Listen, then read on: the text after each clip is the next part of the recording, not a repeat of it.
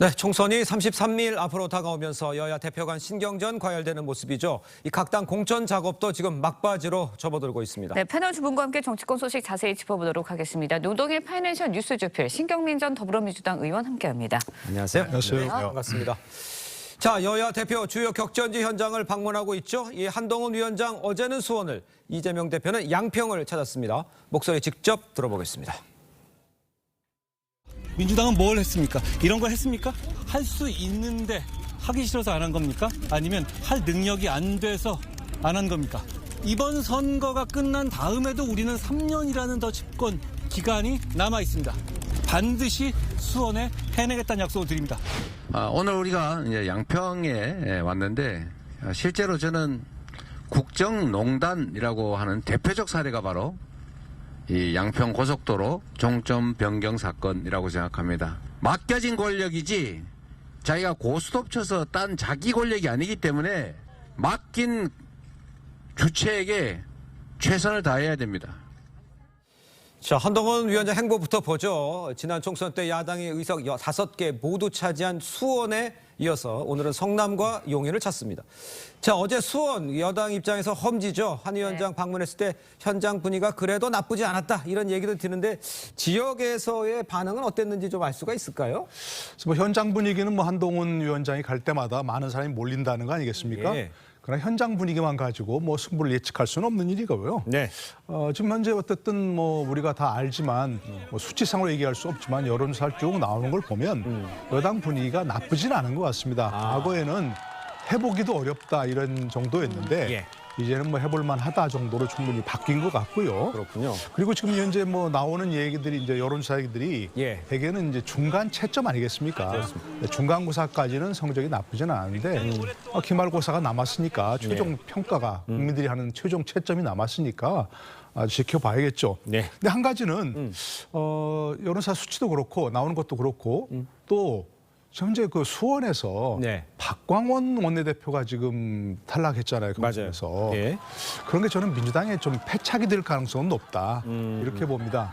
박광원 원내대표는 뭐 우리가 다 알지만 온건하고 합리적인 분이고 예. 직전 원내대표 아닙니까? 그렇습니다. 거기다 또 수원 지역에서 어떤 구심점 역할을 할 수 있는 네. 그런 분으로 알려지고 있는데 우리가 알고 있고 지금 상황에서 이렇게 거의 뭐 컷오프가 된 건지 아니면 뭐 경선에서 뭐 일부 얘기로는 아마도 하위 평가를 받았기 때문에 네. 미리 그야말로 발목이 묶여서 그렇다 이렇게 알려지고 있는데 앞으로 결과를 충분히 봐야겠습니다만은 시간도 남아 있습니다만은 박광원 그 원내대표가 탈락한 게 민주당 입장에서는 좋지 않은 패착이 되지 않을까 하는 그런 조심스러운 예측을 해봅니다. 알겠습니다. 네, 그런데 이재명 민주당 대표도 어제 경기도를 찾았습니다. 네. 김건희 여사 일가의 고속도로 특혜 논란이 있었던 양평을 찾았는데요. 최근 행보를 보면 좀 논란이 되는 그런 지역들을 찾아서 정권 심판론을 부각시키는 거 아니냐. 그래서 뭐 정권 심판론 행보를 보이고 있다라는 이야기도 나오고 있습니다. 어떻게 보시나요? 좀 이번에도 효과가 있을까요?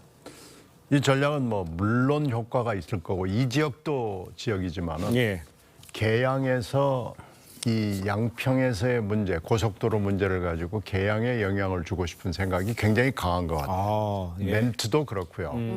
근데 이것이 이제 얼마나 영향을 줄지는 조금 있다가 여론의 추이를 보면 나타날 겁니다. 예. 그런데 원희룡 전 장관이었고 전 지사 때의 약점을 부각할 수 있는 여러 가지 이재명 대표로서의 전략을 지금 구사하고 있는 거거든요. 예. 이것이 이제 분명히 계양에 어느 정도 영향을 줄 것이고 그것이 인천을 넘어서서 경기도와 전체 판세에 어느 정도 영향을 줄 수 있을 것이라는 계산이 작동을 하고 있는 건데요. 하여튼 이건 좀 흥미있는 대목이에요. 그만큼 계양의 선거 결과는 전국적인 관심을 끌 수밖에 없는 상황이라는 것이 어저께 일정에서도 나타나고 있는 겁니다. 아, 그렇군요. 자, 그런 가운데 이제 한동훈 위원장이요. 총선 승리하면 이제 국정원의 대공 수사권 복원하겠다 이렇게 발언을 했습니다. 민주당의 위성정당인 더불어민주연합입니다. 이 비례대표 후보에 옛 통진당 인사들이 포함된 것. 이거를 겨냥한 거 아니냐 이런 생각도 드는데 저 진짜적인 비례대표 뽑는 요 방법 요거는 어떻게 보십니까? 글쎄요, 뭐 진의가 무엇인지 잘 모르겠습니다. 네. 물론 지금 말씀하신 대로 뭐 그런 부분도 있다고 생각합니다. 예. 없지 않아 있다고 생각하고요. 뭐 그러나 그것만 가지고서 얘기한 것은 아닐 것 같고요. 아마도 이제 그 여당이 민주당이 다수당을 차지한다면 예. 또 새로운 국회가 구성된다면 저는 넓은 의미에서 과거 민주당이 일방적으로 처리한 검수완박법이라든지 예. 대공수사권을 그 국정원에서 대공수사권 박탈하는 국정원법 개정이라든지 이런 것들을 다시 재검토를 해야 한다고 생각합니다. 지금 일선 판사도 책을 낸 분 있지 않습니까? 검수완박법이나 이런 걸 통해서 지금 경찰의 수사가 너무 지금 늦어지고 있고 예. 결국 그 피해는 국민들이 보고 있다. 사기 범죄 천국이 됐다 이렇게 했는데 비단 사기 범죄만이겠습니까? 예. 일선에서 많은 국민들이 느끼는 것은 뭘 하나 고소해도 고소인 조사마저 6개월 이상 걸린다는 겁니다. 예. 그러니까 너무나 사건 처리가 느려지고 있고 또 한 가지 대공수사권도 마찬가지입니다. 그래서 국정원에서 지금 정보 수집을 하지 않습니까? 예. 근데 수사는 경찰이 한다? 이런 것은 유기적인 어떤 결합이 안 되죠. 그러니까 결국 우리가 대공수사권이 필요 없다면 모르지만 예. 대공수사를 한다면 그런 점에서 좀 재검토는 필요하다 저렇게 생각합니다. 넓은 의미에서. 그리고 경찰이 지금 대공수사를 전담한다면 과거 권위주의 정권에서 고문치사 이런 것들 한 게 누굽니까? 경찰 아니었습니까? 그때 대공수사국이었고요. 그렇기 때문에 뭐 그런 흑역사가 다시 되풀이될 것이다. 그런 얘기는 아니지만 예. 대공수사를 경찰이 전담한다. 이런 점에서는 조금 다른 재검토가 분명히 필요하다. 그래서 저는 개정을 얘기한 것이 아닌가 이렇게 생각합니다. 알겠습니다. 네, 예. 한 위원장은 대공수사권 복원 발언 이거 한 것을 두고 민주당에서는 한 위원장이 이제 선거 앞두고 색깔론 또 펼치고 있다 이렇게 반발을 하고 있거든요. 아니, 정권을 누가 잡고 있든지 간에요. 검찰의 문제, 국정원의 문제가 있었다는 것은 이것은 다 공감할 겁니다. 근데 이것을 개혁을 하는 과정에서 여러 가지 문제가 생길 수 있죠. 예. 그러면 그것을 고쳐가는 작업을 해야지 완전히 원점으로 돌리겠다 하는 것은 이건 너무 가는 거고요. 예. 국정을 다루는 입장에서 자세로서도 맞지 않습니다. 검찰 개혁하다가 보면 문제가 생길 수 있어요. 그 국정원 문제 이것은 그 당시에 몇 년 전에 굉장히 많은 논란을 벌였는데요. 예. 민주화 시대에 접어들어서도 그 실적에 쫓긴 나머지 국정원이 조작 사건을 했습니다. 그게 대표적인 게 서울시 공무원 간첩 조작 사건이거든요. 네. 그러니까 이걸 시스템을 제대로 갖춰주는 것이 중요하고요. 예. 일단 첩보 활동을 굉장히 치열하게 하는 예를 들어 미국이나 이스라엘 같은 나라에서도 첩보기관이 모든 것을 다 갖고 있는 경우는 없습니다. 수사와 뭐 기소까지도 관여를 하는 이런 경우는 없으니까요. 예. 문제가 있을 수 있죠. 개혁의 여러 가지 방안에 문제가 있을 수 있는 건 고쳐서 어떻게든지 시스템을 안착시키는 자세로 가야지 원점으로 돌려버리겠다. 이것은 집권 정당의 자세가 아니라고 봅니다. 알겠습니다. 네. 자, 여야의 공천 작업도 지금 막바지로 접어들고 있는데요. 공천 갈등 관련해서 여야 대표 입장을 한번 들어보도록 하겠습니다. 민주당의 공천과 질적으로 다르죠. 이채희 의원님 같은 경우에는 무소속 출마까지 말씀하셨는데 예를 들어서 과거처럼 당의 입장에 반발해서 무소속 나갔지만 설령 당선된 다음에 다시 복당한다. 이런 생각이라면 저는 그런 일을 절대 허용하지 않을 것이라는 점을 말씀드립니다. 민주당은 당원의 당이고 국민이 당의 주인이라는 사실을 경선을 통해서 증명했습니다. 국민들은 변화를 원합니다. 국민의 선택을, 당원의 선택을 왜 그렇게 폄하하는 것입니까? 지금 이번 민주당의 공천은 혁신 공천, 그리고 공천 혁명입니다. 자, 양양의 이야기를 들어봤습니다만 국힘부터 네. 보죠. 밖에 나가서 당선돼서 돌아온다. 과거에는 많이 받아줬잖아요. 그런데 안 된다라고 얘기하는 것은 어떤 의미로 봐야 되는 건지 이걸 설명해 주세요. 공천에 반발해서 뭐 탈당하고 무소속 출마하는 사람들 가끔 있었죠. 공천 그렇습니다. 때 뭐 예. 선거 때마다 있었습니다. 예. 늘 그때마다 저 당에서는 무소속 출마해서 당선돼도 절대 복당을 불허한다.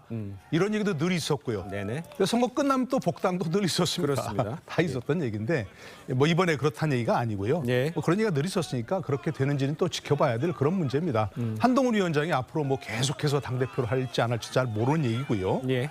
뭐 당사자들이 반발하는 거야 있을 수 있겠죠. 저는 직접적인 그런 그 경험은 없었지만 정치 생명이 걸린 일에 반발하지 않겠습니까? 당연히 있는데 이분들이 대개 이제 뭐 이른바 국민의힘으로서는 좀 쉬운 지역 아니었겠습니까? 네. 쉬운 지역에서 정치를 했었고 당의 공천을 받아서 당선이 되었었고 네. 이런 분들이라면 어떤 당의 결정에 조금 넓은 의미에서 선당후사로 해서 네. 수긍하는 것도 좀 필요한 일이 아닐까 뭐 그렇게 생각합니다. 한동훈 위원장이나 뭐 한동훈 위원장이 그분들에게 개인적인 사감이 있었거나 예. 한동훈 위원장의 이익을 추구하기 위해서 뭐 그분들을 동천 탈락시켰거나 그런 건 아닐 테니까 예. 그런 것도 좀 넓은 의미에서 정치적 정치력을 발휘하는 것도 좀 필요하지 않을까 싶긴 합니다. 알겠습니다. 네, 이재명 대표 최근에 이제 비명 행사 논란이 일었던 경선 결과에 대해서 공천 혁명이다라고 평가를 했거든요. 어떻게 들으셨나요? 수요일 밤에 사실 네. 대형 참사가 벌어진 건데 그렇죠. 이건 사실은 좀 예측이 돼 있었던 거예요. 그러니까요. 그러니까 경선이라는 그 좁은 과정을 보면은 예. 공천 혁명일 수 있고 시스템 공천일 수 있어요. 예. 그런데 공천이라는 전 과정 굉장히 깁니다. 이것은 거의 뭐 6개월 내지 1년 정도의 기간 동안에 벌어지는 일이고요. 예. 여론조사 회사를 선정하는 것부터 이제 시작이 되고 또 현역 평가도 상당히 오래 전부터 이게 시작이 되고 예. 현역 평가도 사실 이번 한 번만 있는 게 아니고요. 2년 정도 지난 순간에도 한 번 있고 이번이 두 번째거든요. 아. 이렇게 보면 4년 내내 평가가 이루어지기 때문에 지금 금방 노 교수께서 말씀하셨던 수원 박광원 의원 지역구의 경우에 박광원 의원이 커밍아웃을 했어요. 마지막에 네.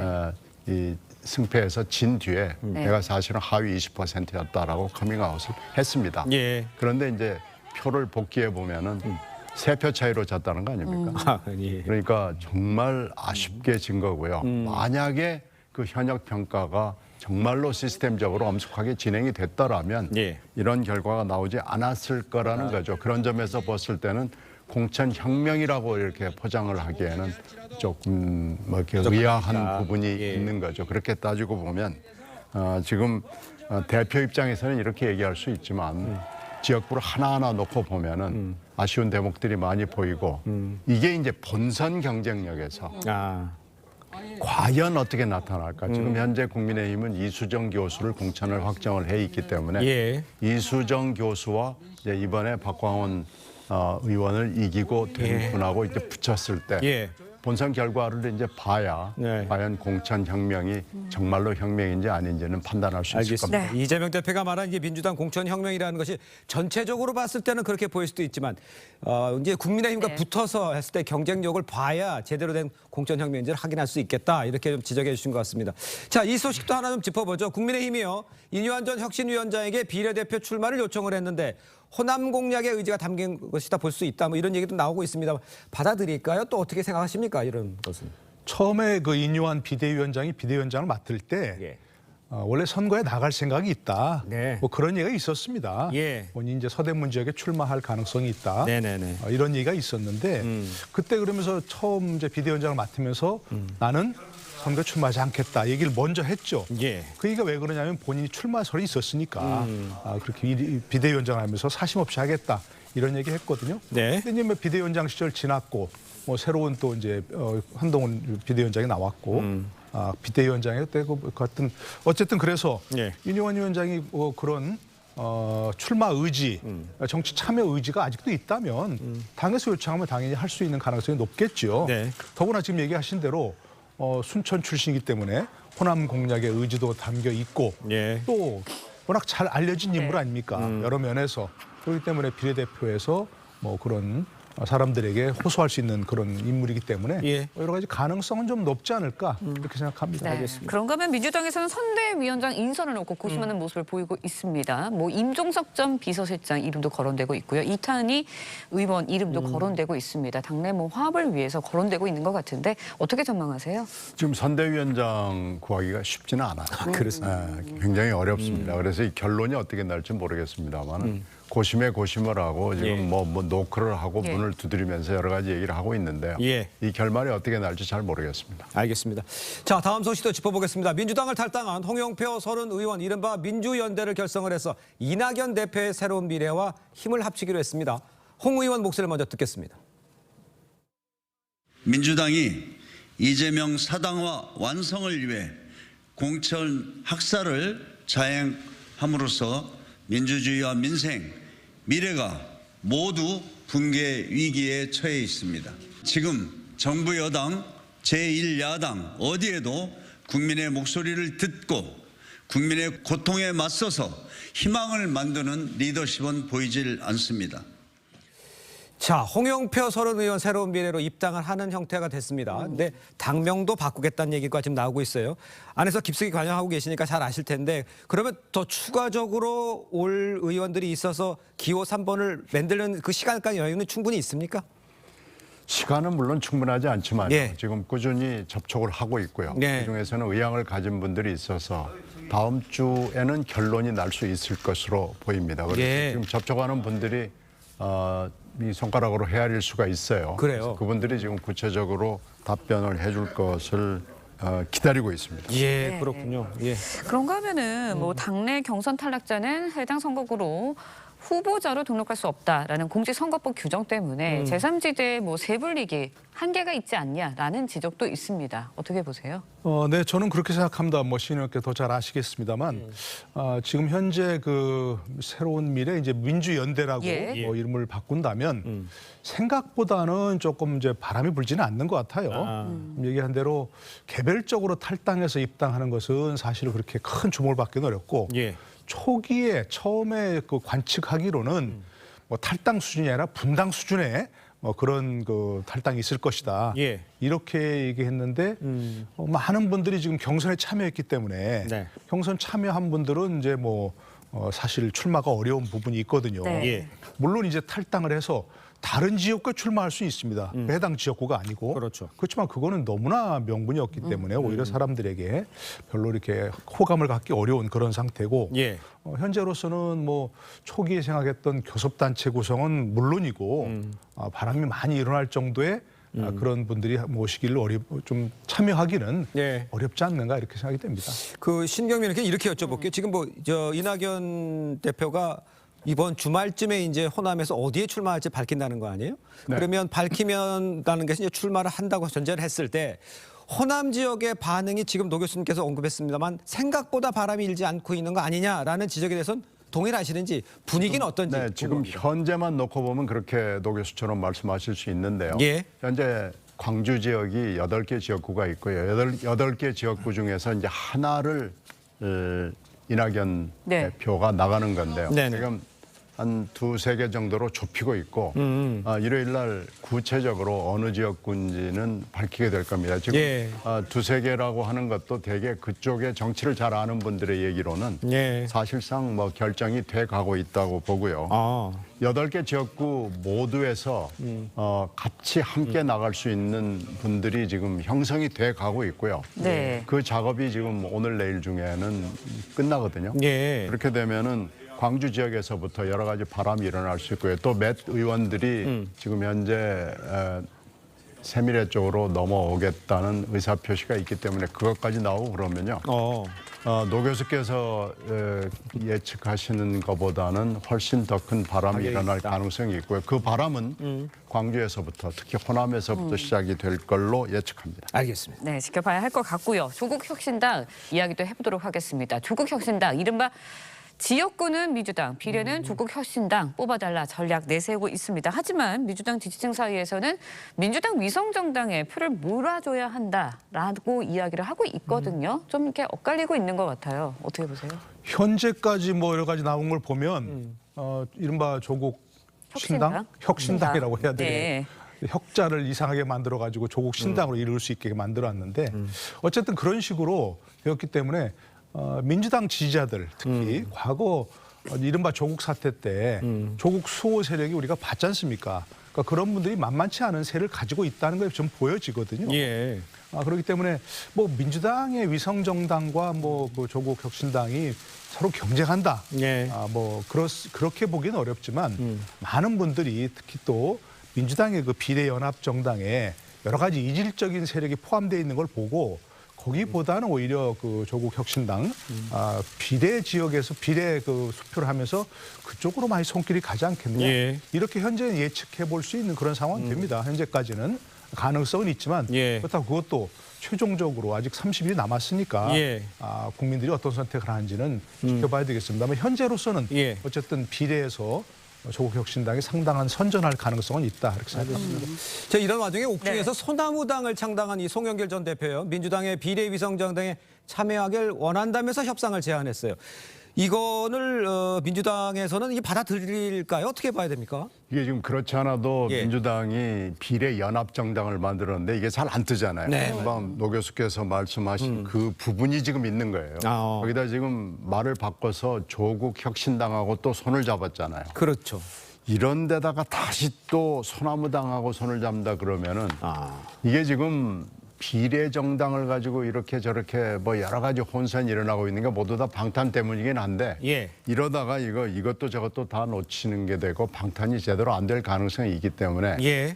이건 좀 그렇게 쉬운 결정이 아닙니다. 아, 그렇군요. 알겠습니다. 자, 두 분 말씀은 오늘 여기까지 듣겠습니다. 고맙습니다. 네, 고맙습니다.